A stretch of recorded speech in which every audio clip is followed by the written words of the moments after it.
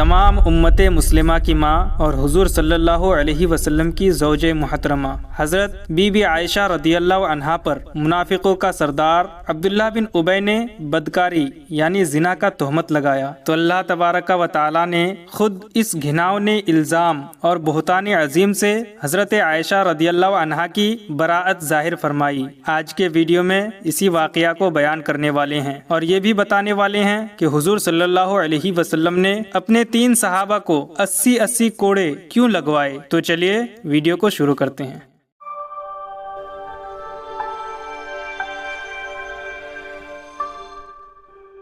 واقعہ اسی غزوے سے جب رسول اللہ صلی اللہ علیہ وسلم مدینہ واپس آنے لگے تو ایک منزل پر رات میں پڑاؤ کیا۔ حضرت عائشہ رضی اللہ عنہا ایک بند ہودج میں سوار ہو کر سفر کرتی تھی اور چند مخصوص آدمی اس ہودج کو اونٹ پر لادنے اور اتارنے کے لیے مقرر تھے۔ حضرت بی بی عائشہ رضی اللہ عنہا لشکر کی روانگی سے کچھ پہلے لشکر سے باہر رفع حاجت کے لیے تشریف لے گئیں۔ جب واپس ہوئی تو دیکھا کہ ان کے گلے کا ہار کہیں ٹوٹ کر گر پڑا ہے۔ وہ دوبارہ اس ہار کی تلاش میں لشکر سے باہر چلی گئیں۔ اس مرتبہ واپسی میں کچھ دیر لگ گئی اور لشکر روانہ ہو گیا۔ آپ کا ہودج لادنے والوں نے یہ خیال کر کے کہ ام المومنین ہودج کے اندر تشریف فرما ہیں، ہودج کو اونٹ پر لاد دیا اور پورا قافلہ منزل سے روانہ ہو گیا۔ جب حضرت عائشہ رضی اللہ عنہا منزل پر واپس آئیں تو یہاں کوئی آدمی موجود نہیں تھا۔ تنہائی سے سخت گھبرائیں۔ اندھیری رات میں اکیلے چلنا بھی خطرناک تھا، اس لیے وہ یہ سوچ کر وہیں لیٹ گئی کہ جب اگلی منزل پر لوگ مجھے نہ پائیں گے تو ضرور ہی میری تلاش میں یہاں آئیں گے۔ وہ لیٹی لیٹی سو گئی۔ ایک صحابی جن کا نام حضرت صفوان بن معطل سلمی رضی اللہ عنہ تھا، وہ ہمیشہ لشکر کے پیچھے پیچھے اس خیال سے چلا کرتے تھے تاکہ لشکر کا گرا پڑا سامان اٹھاتے چلیں۔ وہ جب اس منزل پر پہنچے تو حضرت بی بی عائشہ رضی اللہ عنہا کو دیکھا اور چونکہ پردے کی آیت نازل ہونے سے پہلے وہ بارہا ام المومنین کو دیکھ چکے تھے، اس لیے دیکھتے ہی پہچان لیا اور انہیں مردہ سمجھ کر انا للہ و انا الیہ راجعون پڑھا۔ اس آواز سے وہ جاگ اٹھی۔ حضرت صفوان بن معطل سلمی رضی اللہ عنہ نے فوراً ہی ان کو اپنے اونٹ پر بٹھا کر سوار کر لیا اور خود اونٹ کی مہار تھام کر پیدل چلتے ہوئے اگلی منزل پر حضور صلی اللہ علیہ وسلم کے پاس پہنچ گئے۔ منافقوں کے سردار عبداللہ بن ابی نے اس واقعہ کو حضرت بی بی عائشہ رضی اللہ عنہا پر تہمت لگانے کا ذریعہ بنا لیا اور خوب اس تہمت کا چرچا کیا، یہاں تک کہ مدینہ میں اس منافق نے اس شرمناک تہمت کو اس قدر اچھالا اور اتنا شور و غل مچایا کہ مدینہ میں ہر طرف اس افتراء اور تہمت کا چرچا ہونے لگا۔ اور بعض مسلمان مثلاً حضرت حسان بن ثابت اور حضرت مصطح بن اساسہ اور حضرت حمنہ بنت جحش رضی اللہ عنہم نے بھی اس تہمت کو پھیلانے میں کچھ حصہ لیا۔ حضور اقدس صلی اللہ علیہ وسلم کو اس شرانگیز تہمت سے بے حد رنج و صدمہ پہنچا اور مخلص مسلمانوں کو بھی انتہائی رنج و غم ہوا۔ حضرت بی بی عائشہ رضی اللہ عنہا مدینہ پہنچتے ہی سخت بیمار ہو گئیں، پردہ نشی تو تھی ہی صاحب فراش ہو گئی اور انہیں اس تہمت تراشی کی بالکل خبر ہی نہیں ہوئی۔ گو کہ حضور صلی اللہ علیہ وسلم کو حضرت بی بی عائشہ رضی اللہ عنہا کی پاک دامنی کا پورا علم و یقین تھا، مگر چونکہ اپنی بیوی کا معاملہ تھا اس لیے آپ صلی اللہ علیہ وسلم نے اپنی طرف سے اپنی بیوی کی براءت اور پاک دامنی کا اعلان کرنا مناسب نہ سمجھا اور وحی الہی کا انتظار فرمانے لگے۔ ہاں، اس درمیان میں آپ اپنے مخلص اصحاب سے اس معاملے میں مشورہ فرماتے رہے تاکہ ان لوگوں کے خیالات کا پتہ چل سکے۔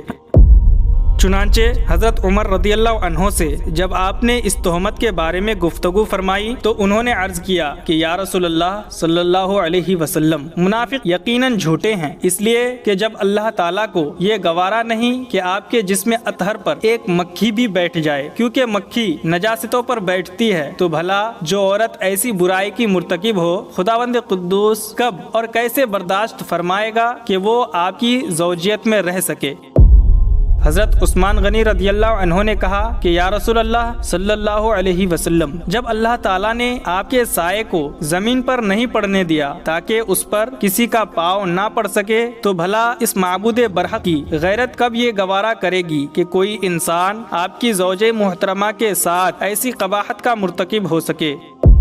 حضرت علی رضی اللہ عنہ نے یہ گزارش کی کہ یا رسول اللہ صلی اللہ علیہ وسلم، ایک مرتبہ آپ کی نعلین اقدس میں نجاست لگ گئی تھی تو اللہ تعالیٰ نے حضرت جبرائیل علیہ السلام کو بھیج کر آپ کو خبر دی کہ آپ اپنی نعلین اقدس کو اتار دیں۔ اس لیے حضرت بی بی عائشہ معاذ اللہ اگر ایسی ہوتی تو ضرور اللہ تعالیٰ آپ پر وحی نازل فرما دیتا کہ آپ ان کو اپنی زوجیت سے نکال دیں۔ حضرت ابو ایوب انصاری رضی اللہ عنہ نے جب اس تہمت کی خبر سنی تو انہوں نے اپنی بیوی سے کہا کہ اے بیوی، تو سچ بتا، اگر حضرت صفوان بن معطل کی جگہ میں ہوتا تو کیا تو یہ گمان کر سکتی ہے کہ میں حضور اقدس صلی اللہ علیہ وسلم کی حرم پاک کے ساتھ ایسا کر سکتا تھا؟ تو ان کی بیوی نے جواب دیا کہ اگر حضرت عائشہ رضی اللہ عنہا کی جگہ میں رسول اللہ صلی اللہ علیہ وسلم کی بیوی ہوتی تو خدا کی قسم میں کبھی ایسی خیانت نہیں کر سکتی تھی۔ تو پھر حضرت عائشہ رضی اللہ عنہا جو مجھ سے لاکھوں درجے بہتر ہیں، اور حضرت صفوان بن معطل رضی اللہ عنہ جو بدرجہ تم سے بہتر ہیں، بھلا کیوں کر ممکن ہے کہ یہ دونوں ایسی خیانت کر سکتے ہیں؟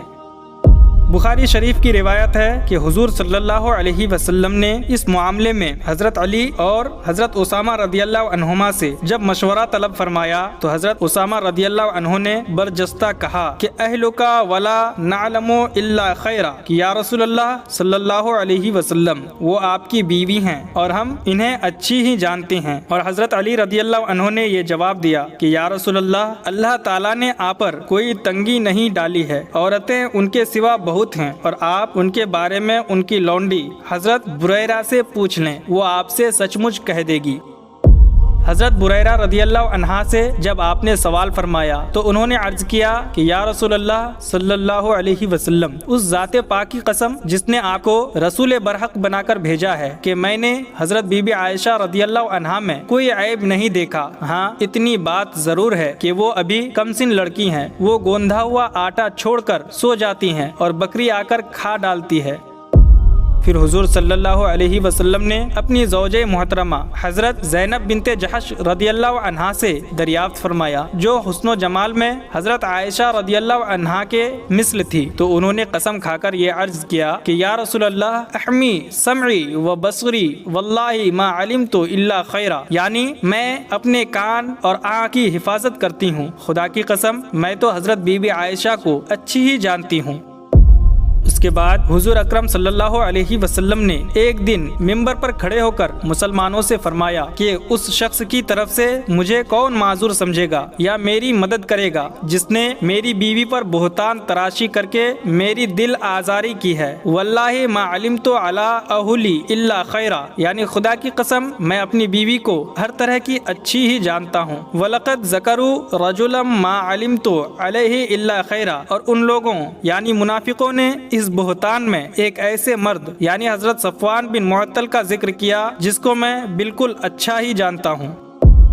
حضور صلی اللہ علیہ وسلم کی برسر ممبر اس تقریر سے معلوم ہوا کہ حضور اقدس صلی اللہ علیہ وسلم کو حضرت عائشہ اور حضرت صفوان بن معطل رضی اللہ عنہما دونوں کی براءت و طہارت اور عفت و پاک دامنی کا پورا علم اور یقین تھا، اور وحی نازل ہونے سے پہلے ہی آپ کو یقینی طور پر معلوم تھا کہ منافق جھوٹے اور ام المومنین پاک دامن ہیں، ورنہ آپ برسر ممبر قسم کھا کر ان دونوں کی اچھائی کا مجمع عام میں ہرگز اعلان نہ فرماتے،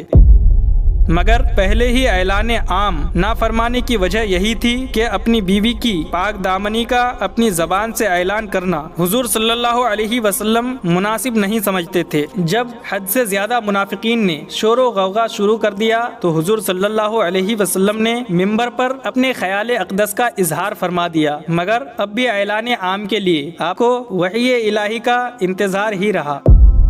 یہ پہلے بیان کیا جا چکا ہے کہ ام المومنین حضرت عائشہ رضی اللہ عنہا سفر سے آتے ہی بیمار ہو کر صاحب فراش ہو گئی تھی، اس لیے وہ اس بہتان کے طوفان سے بالکل ہی بے خبر تھی۔ جب انہیں مرض سے کچھ صحت حاصل ہوئی اور وہ ایک رات حضرت ام مستح صحابیہ رضی اللہ عنہا کے ساتھ رفع حاجت کے لیے صحرا میں تشریف لے گئی تو ان کی زبانی انہوں نے اس دل خراش اور روح فرسا خبر کو سنا، جس سے انہیں بڑا دھچکا لگا اور وہ شدت رنج و غم سے نڈھال ہو گئی۔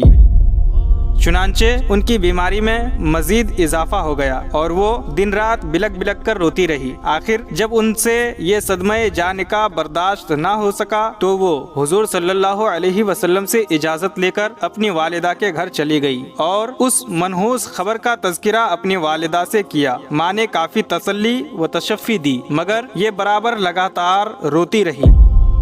इसी हालत में नागहां हुजूर सल्लल्लाहु अलैहि वसल्लम तशरीफ लाए और फरमाया कि ऐ आयशा, तुम्हारे बारे में ऐसी ऐसी खबर उड़ाई गई है, अगर तुम पाक दामन हो और ये खबर झूठी है तो अन करीब खुदावंदे ताला तुम्हारी बरात का बजरिए वही ऐलान फरमा देगा, वरना तुम तौबा व इस्तगफार कर लो। क्योंकि जब कोई बंदा खुदा से तौबा करता है और बख्शिश मांगता है तो अल्लाह ताला उसके गुनाहों को माफ फरमा देता है।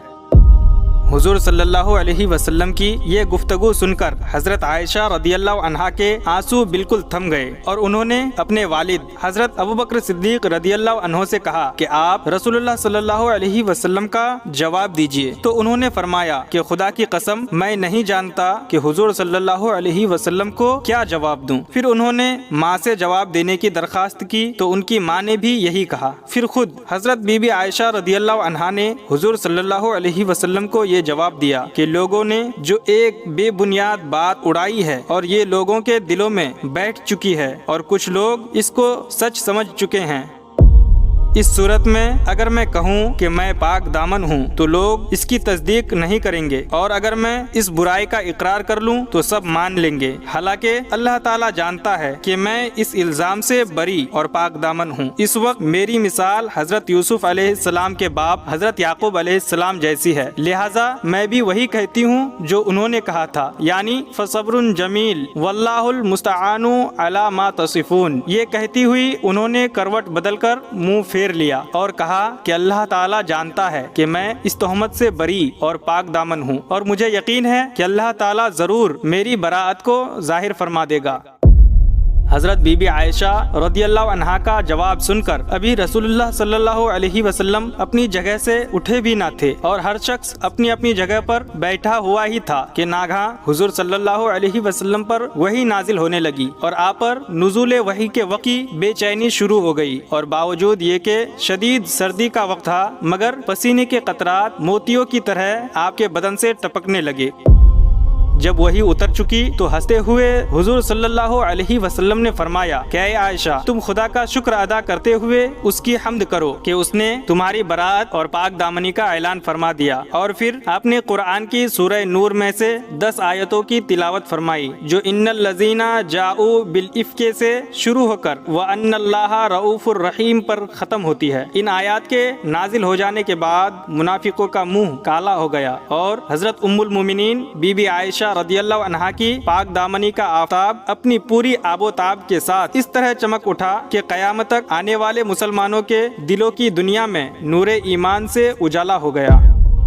हजरत अबू बकर सिद्दीक रदियल्लाहु अन्हु को हजरत मिस्ताह बिन उसासा पर बड़ा गुस्सा आया। ये आपके खालाजाद भाई थे और बचपन ही में इनके वालिद वफात पा गए थे, तो हजरत अबू बकर सिद्दीक रदियल्लाहु अन्हु ने उनकी परवरिश भी की थी और उनकी मुफलिसी की वजह से हमेशा आप उनकी माली इमदाद फरमाते रहे थे। मगर उसके बावजूद हजरत मिस्ताह बिन उसासा रदियल्लाहु अन्हु ने भी इस तोहमत तराशी और उसका चर्चा करने में कुछ हिस्सा लिया था। इस वजह से हजरत अबू बकर सिद्दीक रदियल्लाहु अन्हु ने गुस्से में भरकर ये कसम खा ली कि अब मैं मिस्ताह बिन उसासा की कभी भी कोई माली मदद नहीं करूंगा। इस मौका पर अल्लाह ताला ने ये आयत नाजिल फरमाई जिसका तर्जमा ये है, और कसम ना खाएं वो जो तुम में फजीलत वाले और गुंजाइश वाले हैं, कराबत वालों और मिस्कीनों और अल्लाह की राह में हिजरत करने वालों को देने की, और चाहिए कि माफ करें और दरगुजर करें। क्या तुम उसे पसंद नहीं करते कि अल्लाह तुम्हारी बख्शिश करे और अल्लाह बहुत बख्शने वाला और बड़ा मेहरबान है। इस आयत को सुनकर हजरत अबू बकर सिद्दीक रदियल्लाहु अन्हु ने अपनी कसम तोड़ डाली और फिर हजरत मिस्ताह बिन उसासा रदियल्लाहु अन्हु का खर्चा बदस्तूर साबिक अता फरमाने लगे। پھر حضور صلی اللہ علیہ وسلم نے مسجد نبوی میں ایک خطبہ پڑھا اور سورہ نور کی آیتیں تلاوت فرما کر مجمع عام میں سنا دی، اور تہمت لگانے والوں میں سے حضرت حسان بن ثابت، حضرت مصطح بن اساسہ اور حضرت حمنہ بنت جحش رضی اللہ عنہم اور رئیس المنافقین عبداللہ بن ابی، ان چاروں کو حد قذف کی سزا میں 80 درے مارے گئے۔ شارح بخاری علامہ کرمانی علیہ الرحمہ نے فرمایا کہ حضرت بی بی عائشہ کی براءت اور پاک دامنی قطعی اور یقینی ہے، جو قرآن سے ثابت ہے۔ اگر کوئی اس میں ذرا بھی شک کرے تو وہ کافر ہے، اور دوسرے تمام فقہائے امت کا بھی یہی مسلک ہے۔